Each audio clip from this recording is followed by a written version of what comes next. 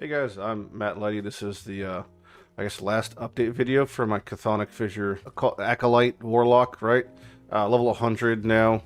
This is after, I didn't get to play Sunday, so I played a little bit Monday. We got the build into a pretty good place. There's a couple changes and a couple gear upgrades, so let's just briefly talk about those before I do a little demo. Uniques we're wearing, we have the main four. These are the main four you want to focus on. In order of priority, I would say that the ladle is first. We had an LP2 ladle. At the end, we probably had about 9 to 10 ladles we got from exiled mages. Our average drop rate was around 1 in 50 to 60 mages. For a ladle, half of them were LP when I was in level 100 zones. Only one of them hit LP2. This one hit LP2 and grabbed the top roll tier 7 dot damage along with the craft and necrotic damage. So that's fantastic. It's a pretty okay roll. Ladle, so I'm happy with how that turned out ultimately. Second most important is the helmet, the Bone Clamor Bar Boot. We only ever got LP1s, never seen an LP2, but we did slap on some intelligence, which is fine. Of the priority of stats you want on your gear, intelligence until 100 and necrotic res all the way is pretty much how you got to go about it. So that's fine to have in there. Third is, this took a while. This was our Twisted Heart. This is off of the Dragon Boss, the Emperor of Corpses. We got 5 hearts in total. Only one of them had LP. The drop rate of heart is about a 1 in 20, something like that. It's marked as rare, and from a boss drop rate, the LPs are much more rare, so getting an LP1 was great. And being able to slap on some max craftable Bone Curse levels is also fantastic. The item we used did also have Exalted Necrotic and Int. When you're using LP 1 or 2 items, you want to have at least 2 or 3 good rolls in there, if not 4. So we did hit something usable. We had to work through a couple LPs to get all usable things, so this was great to see. Its actual rolls are just fine. I would have liked the implicit health to be larger since the roll was 12 to 20, we rolled to 13, but getting more of these is so fucking terrible, so that's fine. And the gloves, we found a couple different Mortality's Grasps. These one were the best rolled, and the LP hit very high rolled necrotic resistance. Eventually took 3 different gloves to get necrotic resistance. Everything else hit either int or a dead stat, so pretty happy with that. Our necrotic res is on the medium, the schmedium side, I would say, at 530. Again, that could be necrotic res, that could be necrotic res, and I could be using unique boots if I wanted, or a unique belt. The higher the LPs, the more I can get away with using more uniques, because you could slap on more rolls and make up for resistances. As you can see, I'm just on the tippy-tip cusp of not capped at 74 void. This is actually thanks to the fact that I had to farm out the blessing in the dragon area for all res. This is what I'd recommend. It helps with your gearing so much to have that resistance. Farming out the dragon zone to get that Reign of Dragons all res. If you had perfect gear and all things were whatever, obviously necrotic resistance is better because it's both scaling our damage and our resistances, but 20 all res, if you can hit it, is fantastic. If I did hit 20, I'd be actually kept void res, but unfortunately I'm 1 under. All the other blessings I got were pretty good. The only really ones that matter is this area for the Black Sun. I have ward. You can have ward, or you can have crit multi is also good. This mana is great from the ending of the storms, light of the moon. The wand drop rate I picked up from Blood, Frost, and Death. I don't know if this actually affects the ladle drops off of exiled mages, because it's kind of like a boss drop, so I don't know if this actually affects it. If we hold alt, there's no extra mod explanation, so I don't know if this is only global wand drops or wand drops in any capacity. You know, I have also here for drop rates, we have gloves set on. You could also get helmets. I hit helmet, but it was like the lowest of low, and this one rolled quite high. So helmets or gloves, because those are your only 2 base uniques you're using, are helmets or gloves, right? And this one I was going to farm out if I felt like it, but you could swap the Fall of the Outcast to gold, which is super, super nice to have increased gold rates, but idols drops are okay as well. This one doesn't matter at all. Shards don't fucking mean anything, and the glove, these 2 don't matter. So Last Rune and Fall of the Empire you could basically just not give a shit about. But these are great. These are both the armor ones, so Spirit of Fire, Age of Winter. You get percent armor, mine rolled in the middle, 25 to 55, and then flat armor, mine rolled pretty much to the top, which is 301 out of 320. So that's great for just a bunch of free armor. So those are the blessings I recommend for that. The other pieces of our gear, we never got good rings. We just had mediocre rings. It's very difficult to find ivory rings that are exalted with either intelligence, mana, or necrotic, and then crafting the other 4 rolls or sealing to a 5th roll.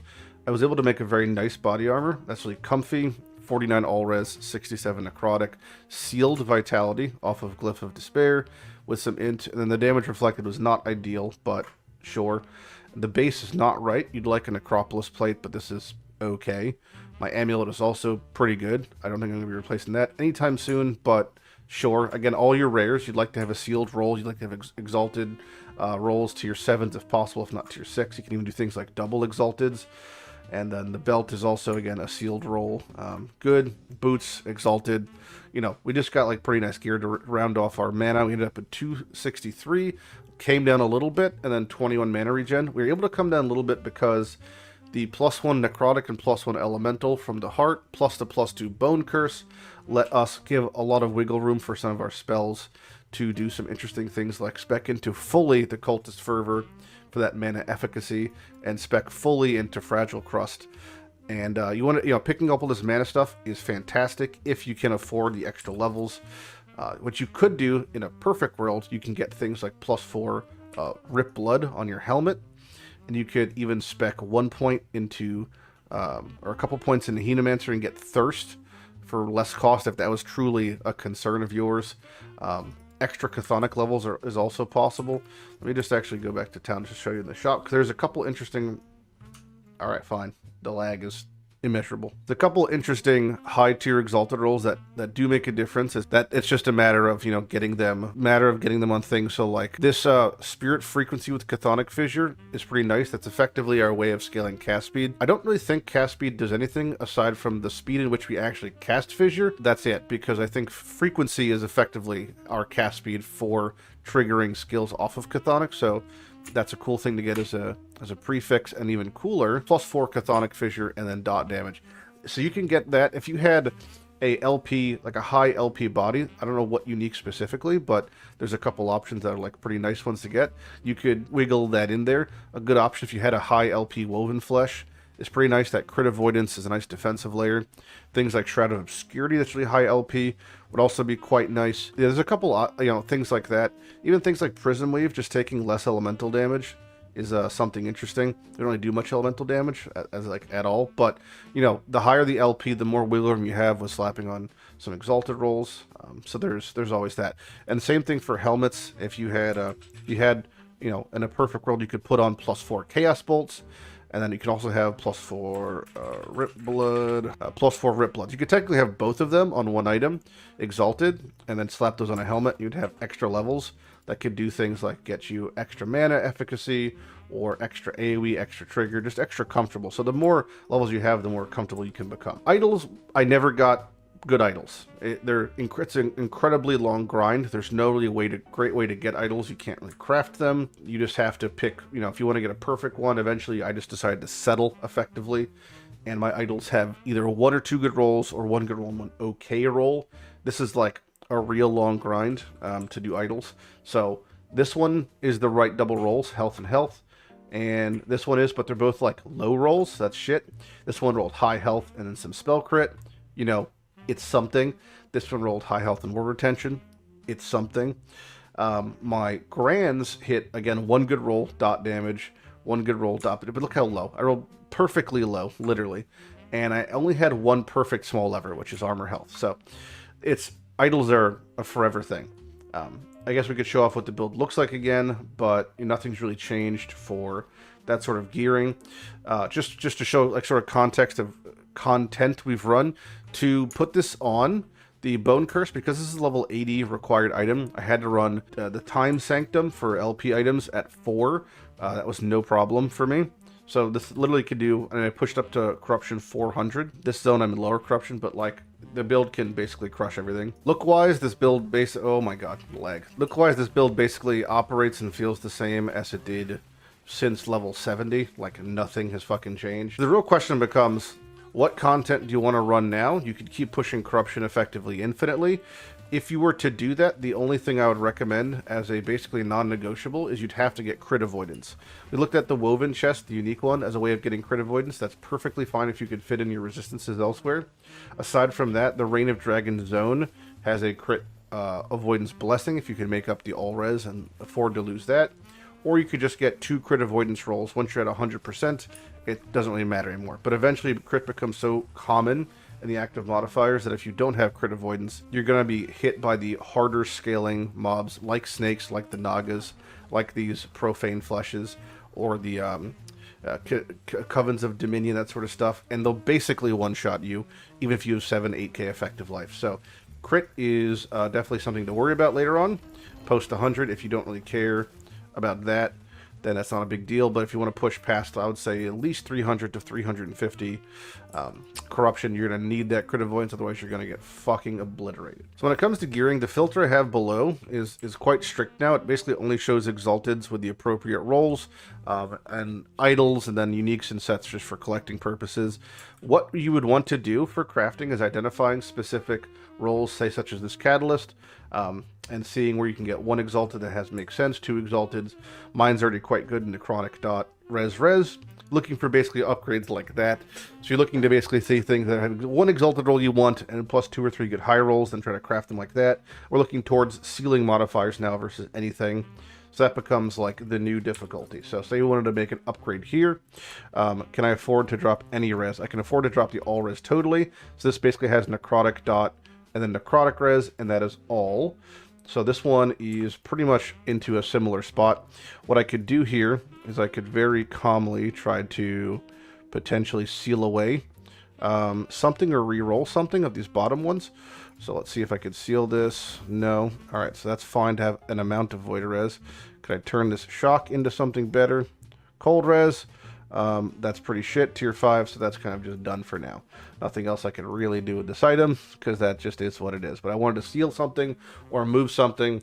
Alternatively, you could use removals to try to knock off rolls and craft something better, but pretty much I take things like this, and I attempt to make them an upgrade if I could have got that necrotic higher, sealed something, put another roll, and I probably see one of those, something along this line for crafting every hour. What helps a lot is your Circle of Fortune faction. The higher this gets, the better it goes. Numbers 9 is basically useless. The big one is 7 and 8.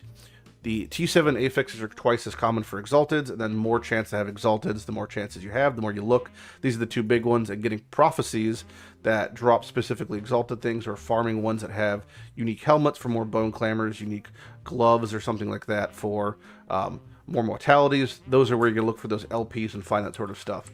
Aside from that, for gearing, Rune of Ascendence is pretty dog doo-doo. I've very seldom do I see things that actually hits LP. And since at this stage we're pretty much only looking for LP, obviously you could toss on any gloves here, and you know it'll do. You'll try to get mortalities. It'll try to have LP. 9 times out of 10, the rate in which you Rune of Ascendance things seemingly does not get better for the legendary potential. I want to say that this mod, uniques are twice as likely to have legendary potential. I don't think this is affected by the Rune of Ascendance, and I don't think the map scaling is either, because I just think you just typically receive absolute shit. So yeah, that seems to be pretty pathetic when it comes to getting. But when you're getting your first, looking at for your first unique, yeah, sure, Rune of Ascendance all day, every day. But getting LP off of this for any of your items is few and far between. That's where the prophecies really kick into action, and I would recommend honing those in. Let me show you exactly briefly what I do for my prophecies, just to give you an idea of how you could get tons more helmets and gloves to try to get what you want. And I found the best way to do this isn't actually targeting helmets or gloves, because I'm sticking in monolith content. It's actually blocking the non-monolith content. Seems to be more efficient for me. So the armor prophecy here will display what we want.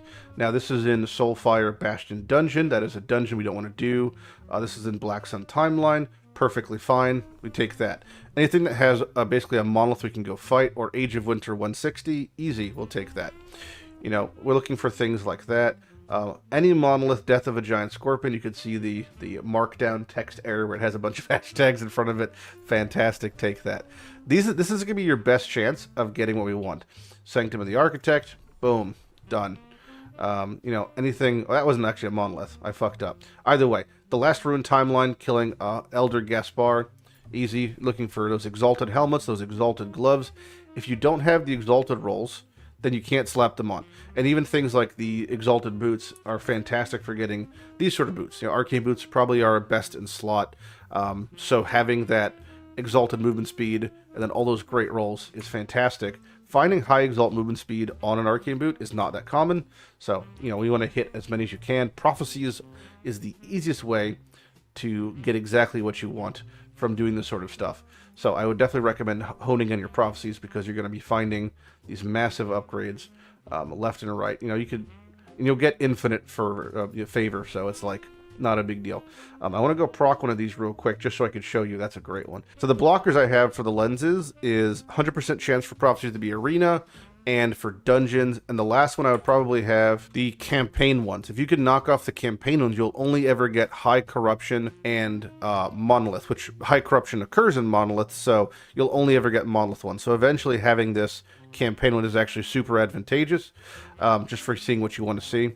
Alternatively, these offer things like more uniques per rank, or you know, they offer double rewards, that sort of thing.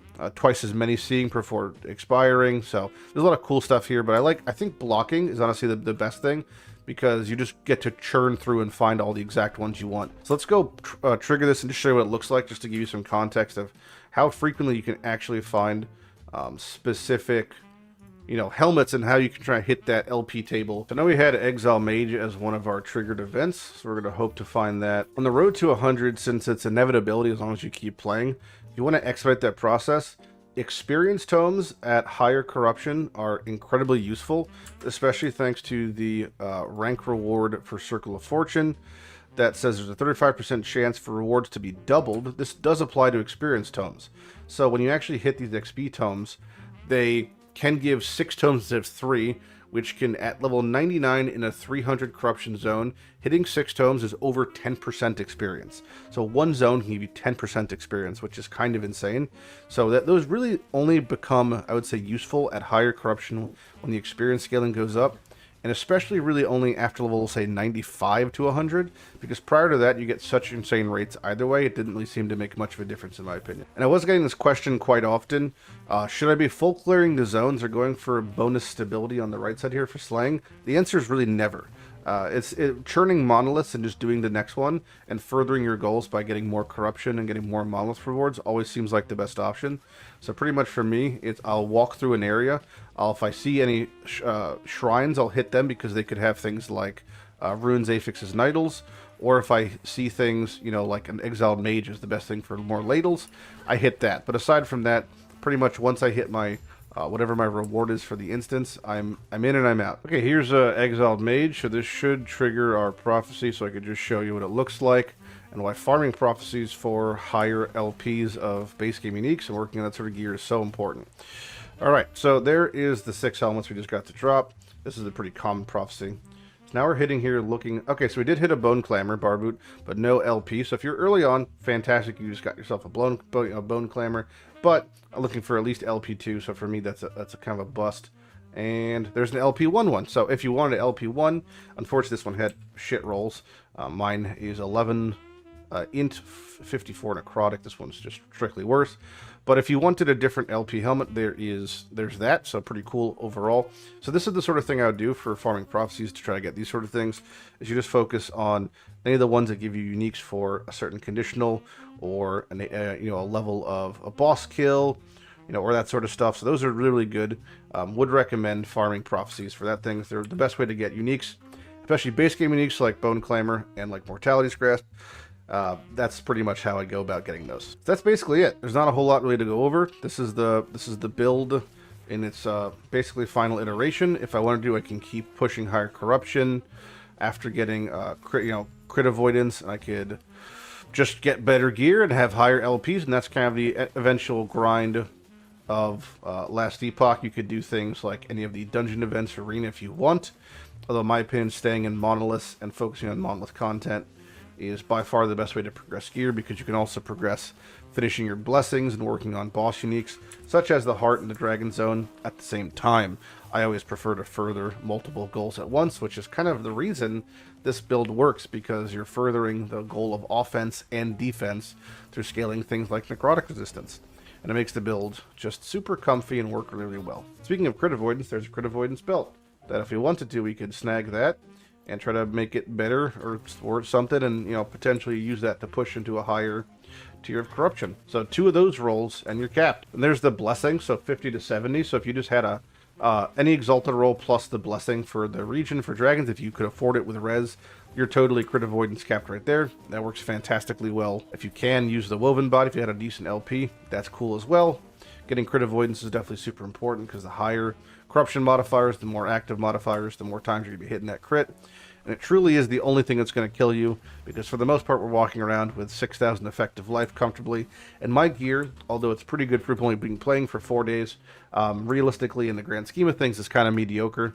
And you should be able to get that necrotic res to about 1,000 when you have more appropriate gear. But, you know, that's the grind. It's an RPG. Either way, I've had a good time playing the build. I would recommend it to anyone who wants to play a build that really only pushes 1.5 buttons, because I just push Profane Veil whenever I want to do more damage or I'm trying to get out of a situation, because it's an effective immunity. And, yeah, the build's fantastic. All the information is in the description below, including the loot filter and the build planner with my current gear. And all that information, you can just copy that and follow the same path I did. You know, leveling with Rip Blood, leveling with Bone Curse. Then once you get to that 20, get that Chthonic Fissure on. 35, start slapping on Chaos Bolts. Then you're just pretty much walking your way to the end zone. So that's been the build. That's my Chthonic Trigger Warlock. I hope you enjoyed it. Hope you enjoyed my time playing last Epoch. And I'll be playing, you know, maybe more in the future when the game has a more server stability. But if you have any questions, feel free to ask them in the comments below. I've been Matt Lighty, and you guys have a good day. Bye-bye.